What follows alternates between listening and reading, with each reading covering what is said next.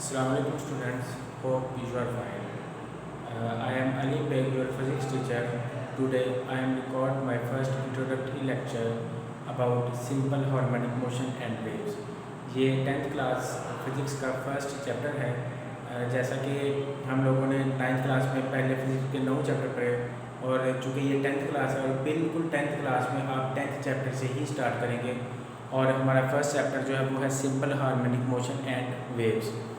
और अगर हम लोग सबसे पहले बात करें सिंपल हार्मोनिक मोशन की कि सिंपल हार्मोनिक मोशन क्या होती है, और ये डेफिनेशन आपको वाइट बोर्ड पे भी नज़र आ रही है जो कि शॉर्टकट मेथड में लिखी हुई है। अगर कंप्लीट डेफिनेशन देखें तो इस तरह से है, a body is said to be vibrating if it moves back and forth और to and fro motion about a point. अब यहाँ पे अगर हम लोग इस डेफिनेशन को डिस्कस करें तो डेफिनेशन में वो ये बात कह रहा है, एक वाइब्रेटिंग बॉडी है हमारे पास जो कि to and fro back and forth यानी आगे पीछे और ऊपर नीचे हरकत कर रही है टू अ पॉइंट, यानी कि एक पॉइंट ऐसा है कि हमारी एक बॉडी है वो आगे पीछे ऊपर नीचे या आगे पीछे हरकत करेगी या ऊपर नीचे हरकत करेगी एक पॉइंट को क्रॉस करते हुए। वो जो पॉइंट है उसको हम लोग मीन पोजीशन कहेंगे। यहाँ पे इसकी हम लोग एग्जांपल एक डिस्कस करते हैं। सपोज कि ये एक हमारे पास पेंडुलम है जो कि आपको व्हाइट बोर्ड स्क्रीन पे भी नजर आ रहा है कि उसके साथ एक हम लोग ने बाल अटैच किया है। अब जिस वक्त हम लोग उसको बाल को वाइब्रेट करेंगे तो वो एक तरफ ऊपर की तरफ जाएगा और एक तरफ के नीचे वापस अपने मेन पॉइंट की तरफ आते हुए ये दोबारा ऊपर की तरफ जाएगा। तो एक ऐसी वाइब्रेटिंग एक ऐसा पॉइंट जो कि बॉडी को हरकत देने के बाद टू एंड फ्रो मोशन करे या बैक एंड फोर्थ उसकी हरकत हो, उसको हम लोग वाइब्रेटिंग बॉडी कहते हैं। So another name of vibrating body is oscillation, यानी वाइब्रेशन का दूसरा नाम हम लोग इसको ऑसिलेशन भी कह सकते हैं। तो यहाँ पे हम लोगों ने कॉन्सेप्ट यहाँ पे क्लियर किया कि F directly proportional to X है। ये सिंपल हार्मोनिक मोशन का एक फार्मूला है, F directly proportional to X है। इट मीन्स कि आप जितनी हम लोग फोर्स अप्लाई करेंगे तो क्या होगा कि उतना ही एक बॉडी डिस्टेंस कवर करेगी, अपने मीन पोजीशन से गुजर के उतना ही डिस्टेंस कवर करेगी। अगर हम लोग यहाँ पे बात करें इस एग्जाम्पल की, यहाँ पे इस बॉल को हम लोग जितना ज़्यादा फोर्स लगाएंगे उतना ज़्यादा ऊपर की तरफ जाएगा, फिर अपने मीन पोजीशन की तरफ आएगा, मीन पोजीशन की तरफ आने पर दोबारा ये ऊपर की तरफ जाएगा। इट मीन्स कि F directly proportional to X है। इसको हम लोग कहते हैं सिंपल हार्मोनिक मोशन। सो हमारे पास सिंपल हार्मोनिक मोशन को समझने के लिए तीन एग्जांपल्स हैं। फर्स्टली है motion of mass attached to a spring, second है बॉल एंड बाउल सिस्टम, और थर्ड पे है motion of a simple pendulum. ये हमारे पास टोटल तीन एग्जांपल्स हैं। तो आज के टॉपिक में हम लोग फर्स्ट एग्जांपल डिस्कस करते हैं, motion of mass attached to a spring.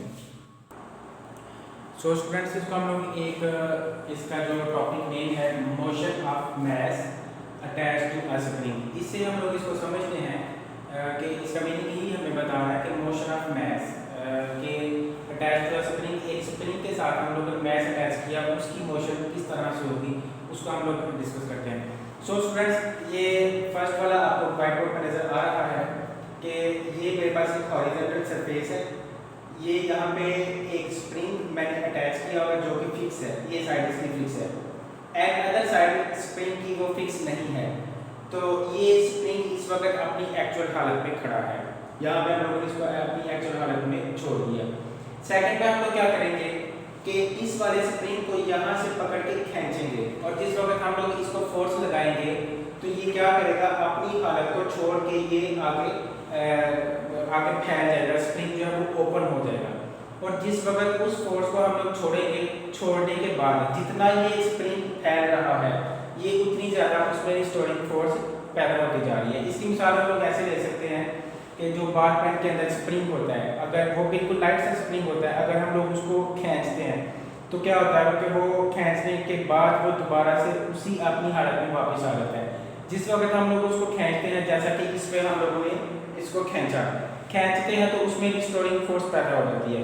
अब जब उसमें रिस्टोरिंग फोर्स पैदा हो जाएगी तो क्या होगा कि स्प्रिंग अपनी मेन पोजीशन से होता हुआ वापस अपनी हालत पे आ जाएगा। मीन्स कि अब हम लोग इसको छोड़ेंगे, छोड़ने के बाद दोबारा ये अपनी इस हालत पे आ जाएगा। ये एक केस ये हो गया। दूसरा इसमें यह है कि अगर हम लोग स्प्रिंग को खींचते हैं, दूसरा ये कि स्प्रिंग को हम लोग प्रेस करते हैं, जिस वक्त हम लोग स्प्रिंग को प्रेस करेंगे कि तो इसमें अब भी रिस्टोरिंग फोर्स पैदा हो गया। तो क्या होगा कि प्रेस करने के बाद दोबारा स्प्रिंग जो है वो अपनी मेन पोजीशन पे आ जाएगा। इसको कहते हैं हम लोग motion of mass attach to a spring. कि किस तरह से हम लोगों ने एक मास को हम लोगों ने स्प्रिंग के साथ अटैच किया और उसको मूव करवाने के बाद किस तरह से इसकी हालत चेंज हो जाती है। सो स्टूडेंट्स, स्प्रिंग को हम लोग जितना खींचते हैं तो स्प्रिंग पे जितनी हम लोग फोर्स लगाते हैं तो ये उतना ही डिस्टेंस कवर करता है।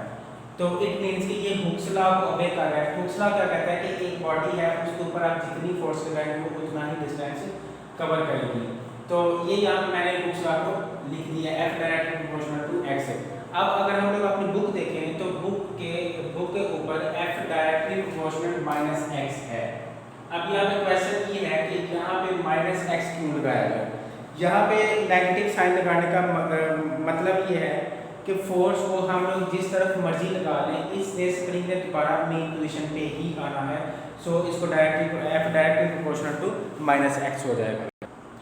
सो स्टूडेंट्स, यहाँ पे हमारे पास x जो है वो डिस्प्लेसमेंट के इक्वल होगा और यहाँ पे मैंने डायरेक्टली प्रोपोर्शनल की जगह पे k लगा दिया, मीन्स के लिए प्रोपोर्शनलिटी कांस्टेंट है।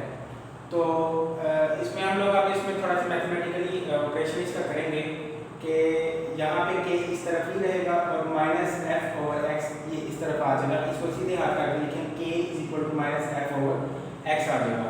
तो जैसा कि हमें पता है कि f is equal to M A के इक्वल होता है, तो यहाँ पे हम लोग क्या करेंगे, एम ए एफ की वैल्यू एम ए पुट कर देंगे। सो मैंने यहाँ पे पुट की, जो मेरे पास आ जाएगा k is equal to minus m a over x. तो उसमें से हम लोग एक्सेलरेशन निकाल लेंगे, मीन्स कि एक वैल्यू निकाल लेंगे, वो हमारे पास बन जाएगी। एक वैल्यू किस तरह से निकालेंगे, ये दोनों तरफ वाली चीज़ें इस तरफ आ जाएंगी और ये हमारे पास बन जाएगा a is equal to minus K over M into X. So यहाँ से a हमारे पास बन जाएगा a direct proportional to minus X. ये था हमारे पास motion of mass attach to a spring. बाकी जो इसकी दो एग्जाम्पल रह गई हैं वो इसको हम लोग नेक्स्ट लेक्चर में डिस्कस करेंगे।